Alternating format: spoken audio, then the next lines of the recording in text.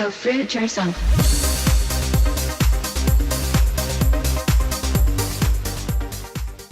Fruit Bats, it's Really Banana Girl here. Welcome to another episode. Welcome to another week of videos. So last night I decided to make potato gnocchi for the first time in my life, and you know what? It turned out really well. Like, they held their form really well. It was tasty. I was actually pretty impressed with my first effort.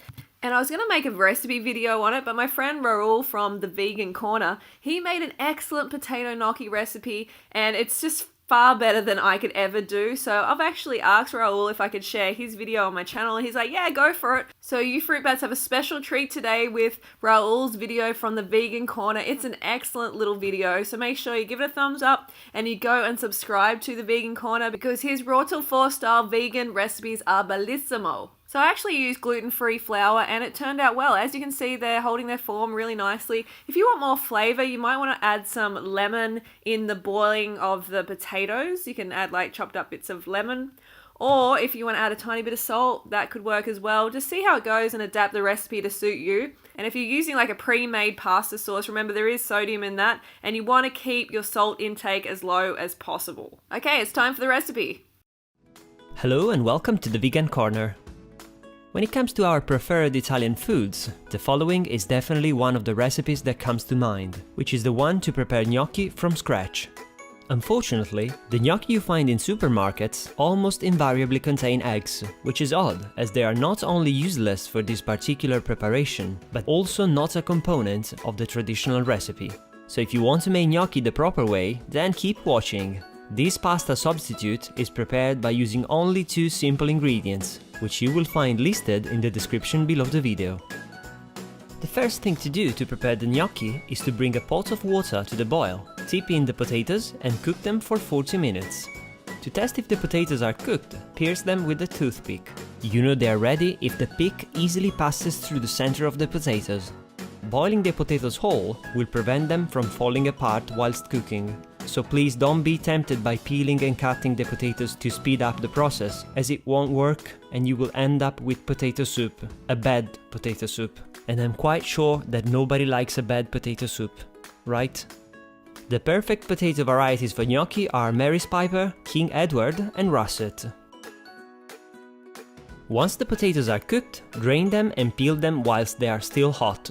Unfortunately, to achieve better gnocchi, you must work with hot potatoes, so don't wait too long before peeling them after the cooking process. Once peeled, dice the potatoes and press them through a potato ricer over a working surface.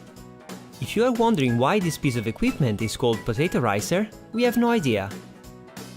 Now sift all the flour onto the mashed potatoes. Or should I say riced potatoes?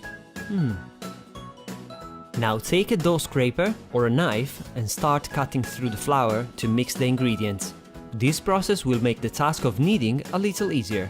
You could of course use gluten-free flour for this recipe, but I wouldn't suggest doing it on your first attempt, as this preparation might seem easy, but it still takes some practice to get it spot on. Do you want to know a funny thing about this recipe? The recommended amount of salt for this amount of ingredients is 15 grams, which is about half an ounce in the US.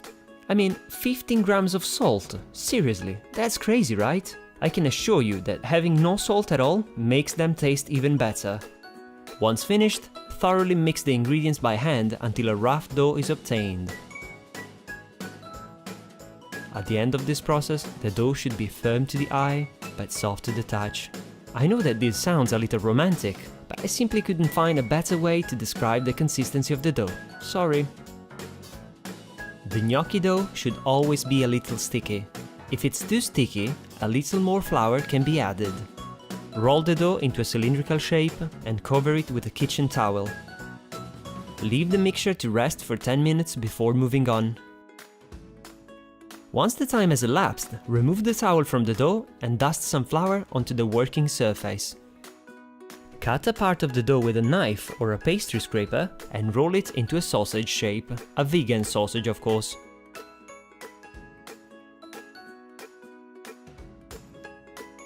Now cut the Italian vegan potato sausage into pieces of the desired dimension.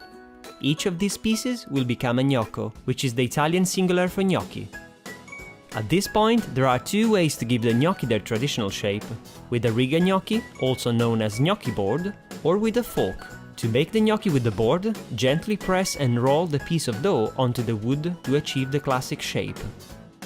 The hands you are seeing working with the gnocchi dough are the ones of the most experienced master baker I've ever had the pleasure to work with, the wonderful Miriam. When she's preparing breads, pizzas and other baked goodies, the most amazing aroma spreads all over the house, making it impossible to resist the urge to try some while she's not looking.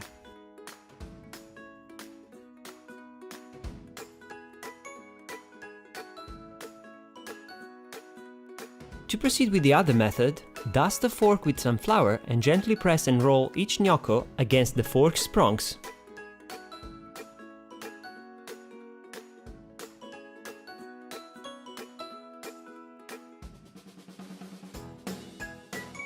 To cook the gnocchi, simply plunge them into boiling water and keep them in until they rise to the surface. Nothing too fancy, as you can see.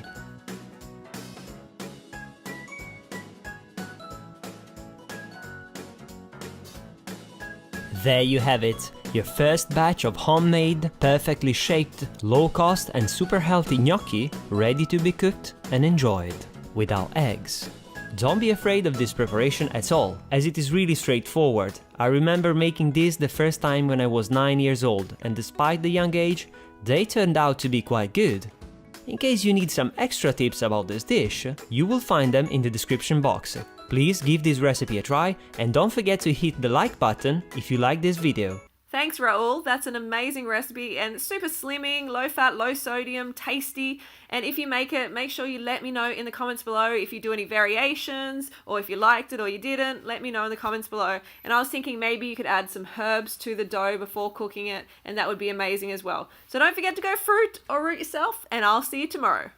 So the light in here isn't the best, but I made this for Harley and he's just doing this epic bike ride at the moment, so I made him some potato gnocchi. I'm not sure if he's going to like it or not. He's done like 300 Ks already and some crazy elevation, like mountain climbing. So we'll see. Here he comes. There's that light. That's him.